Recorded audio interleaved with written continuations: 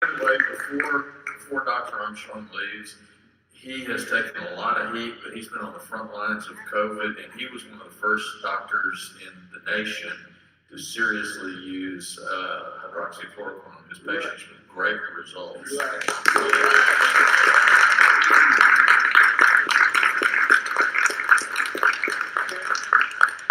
Mr. Chairman. Mr. Chairman. Yes, sir. Dr. Armstrong, that was my question, sir. I had a question for you about the hydroxychloroquine. Am I saying that correctly? Yes. Okay. So Gene, you don't want to get me on my soapbox now. I might go on. But I would love to talk to you about it, man. I am passionate about that. Yes. Very angry about that as well. Okay. Because what was your question? My question was, what's the chances of them bringing it back? I know it's been kicked out more or less. Well, you know, there's been two studies that come out recently, one out of Michigan, and then another one out of the Northeast somewhere, that have actually said that it reduced the deaths by half. And so now it's sort of on the positive upswing at this time. The FDA actually removed their emergency use authorization, which actually gives us more freedom to use it, because we've always been able to use it as an off-label use medication.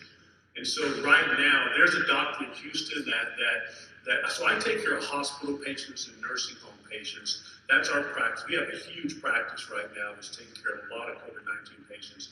And what frustrates me is that physicians do not feel like they have the freedom to treat their patients the way they want to because of the heavy-handed bureaucrats and the medical boards. And so I believe people have died as a result of that. And so that's something that I'm really, really passionate about and angry about. And so I think that there has to be a lot of changes. And so I don't know how it necessarily manifest itself right now, but yeah, there's going to be a lot. You'll be hearing about it for sure. Well, God bless you for what you do. Yes, sir. Thank you very much. Mr. Chairman, Master SD 31. Yes, sir. A quick question. Have you heard of Dr. Bartlett and I know him. We don't text messages. We communicate a lot via text messages. He's my family doctor. Oh, fantastic. Great question. One very quick question. Sorry, Mark. One very quick question. Would you consider running for governor? I second that motion.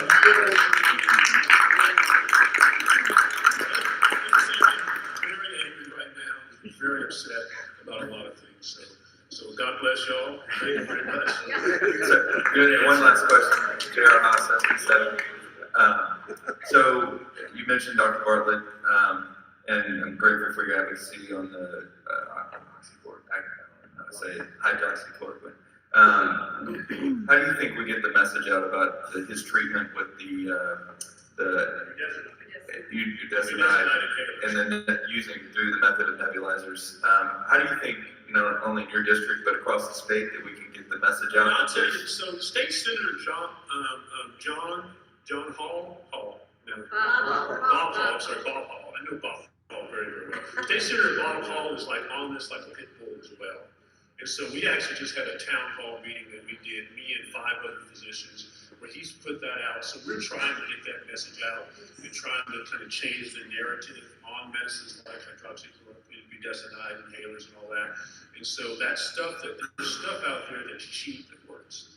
And it just has to be used. And for whatever reason, the media's not pushing that. The governments are not pushing that. South Dakota governor actually did a statewide trial with hydroxychloroquine. So and they never closed their state. And so she was actually very bold in how she did things. But I'll tell you, it's the word, we're trying to do everything we can to get the word out. Well, God bless you. And in the midst of that, we're having retreats as well. You know what I mean? That takes a lot. So we're trying to get the word out now.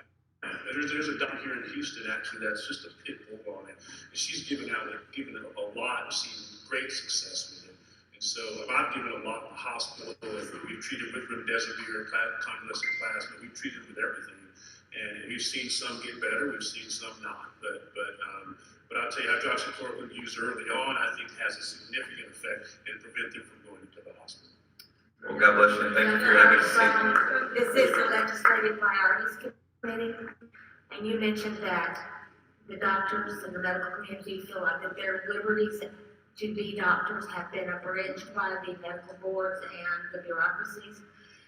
Do you think that rises to the level of something that we should consider as a legislative priority because we are the party of liberty in the land of liberty? And I'll tell you, there's a lot of state reps and state senators that are going to deal with that in legislative sessions. Well, I know that for sure, and I think it absolutely does. But I'll tell you, there's going to be a lot of state reps championing that cause in January 2021 for sure. And so, just because it's been eye-opening to me. You know, I'm a conservative, so I understand bureaucracy and as government expands liberties, contract. I get that, but I've never experienced it firsthand. And it's a lot more powerful than we even know. So it's pretty amazing. And so it's something that it's a liberty killer for sure. So we have to be very cognizant. I'm of the mindset now that bureaucracy just needs to go in every way, even good bureaucracy. There's a lot of bureaucracy that helps people. I think the good and the bad, it just needs to go because it is. God bless you all. Yeah, Dr. Armstrong, Mary Milton is 19. One of the things that older people are living in fear because they say, what if I get it? My doctor says they won't give me. They won't prescribe this method of treatment. So you've got older people that are just hiding and they with no reason, they're just afraid of getting it. Sure. It's horrible. Sure, absolutely. So that's the bureaucracy, I guess. Maybe the physicians don't know. Is that what you're saying? Or they? No, physicians. I'll say I was in the ER the other day, and so one of our hospitals is being overrun, admitting a lot of patients, and I was giving them some methods where to people home. And so I said, well, one you can treat. I gave him the regimen for hydroxychloroquine, sending the patients home. And he said, well, Robin, so am I going to get my license taken away by the medical board if I do that? And so that was a legitimate question that he asked.